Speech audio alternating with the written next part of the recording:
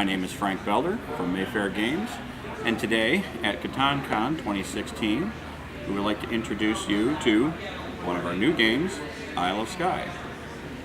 Isle of Skye is a tile placement game where you are trying to build contiguous areas on your own personal map, while at the same time scoring victory points based on the victory conditions that are randomly placed at the beginning of every game on the scoreboard.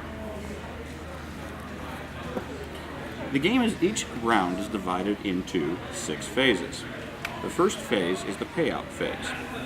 Every player at the very start of the game always has a castle that they start with at the beginning of the game. Each castle is worth 5 gold.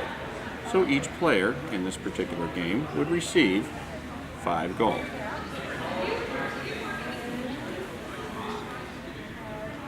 Afterward, they will take 3 tiles out of a random mixed bag of tiles. That is not shown to any player, so it's placed behind their board. Next, each player will choose which one of the tiles they are not interested in. So I will do that for each player. Then, using the money that they have, they will place a cost for the tile behind their board. The idea behind this is when they do reveal their tiles, players may purchase from the other player one of those tiles based upon the cost. Finally, the boards are revealed. The ones that have been axed go back into the bag.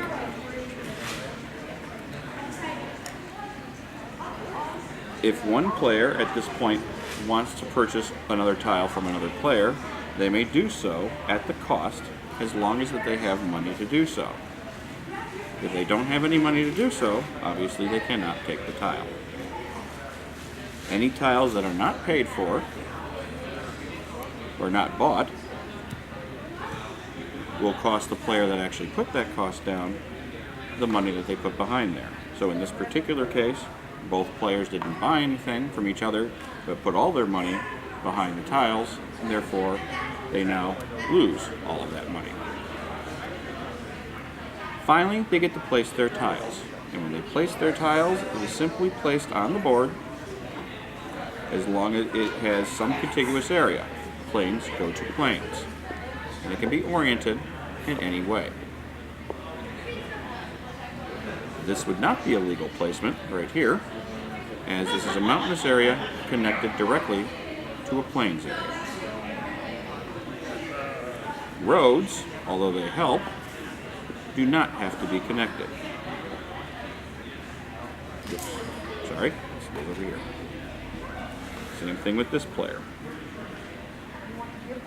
But in this particular case, you probably do something like this.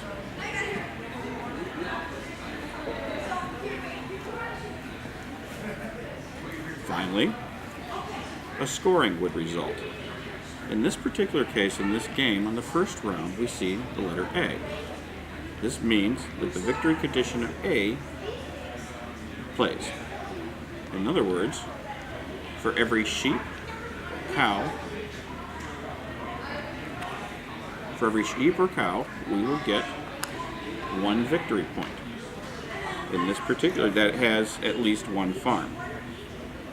There's a farm here, but they have no sheep. There's a farm here, and there is a cow here. So therefore, this player will get 1 victory point. Play continues on to the next round, where the victory points change. In this particular case, on the next round, we are now dealing with this many points. In this particular case, the person with the most votes gets 5. The second first place person gets 2. The beauty of this game is, as we mentioned earlier, each time you play the game, these tiles will change. So you may have a completely different strategy at the beginning of the game. in each game. Finally, at the end of the game, you can get other bonus victory points based upon what you have on your board, what you have completed. For example, there are some tiles that will give you different victory points and victory conditions at the end of the game. For example, if you had this tile placed for every wine barrel, every 2 wine barrels, correction, on this thing here, you get 2 victory points at the end of the game. That is the basics of Isle of Skye. One of our simpler games to play with only a 3-page rulebook. That is our conclusion of Isle of Skye. I hope you enjoyed it. You can pick it up on mayfairgames.com or at your local retail store.